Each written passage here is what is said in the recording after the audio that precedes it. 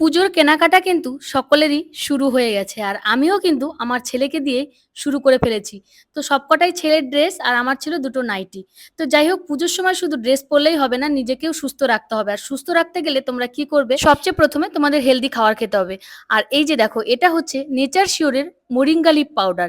এটা কিন্তু 100% ন্যাচারাল একটা প্রোডাক্ট। এটা হচ্ছে পিউরিটি এবং অথেন্সিটির সার্টিফিকেট যেটা প্রমাণ করে যে এটা 100% ন্যাচারাল একটা প্রোডাক্ট। আর এটার মধ্যে কি আছে সমস্ত কিছু তোমাদের দেখিয়ে দিলাম।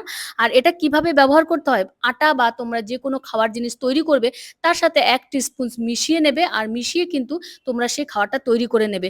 তোমরাও যদি এই হেলদি খাওয়ারটা পেতে চাও তাহলে কিন্তু অবশ্যই আমার ডেসক্রিপশন বক্সে লিংক আছে, সেখান থেকে তোমরা পারচেজ করে নিতে পারবে।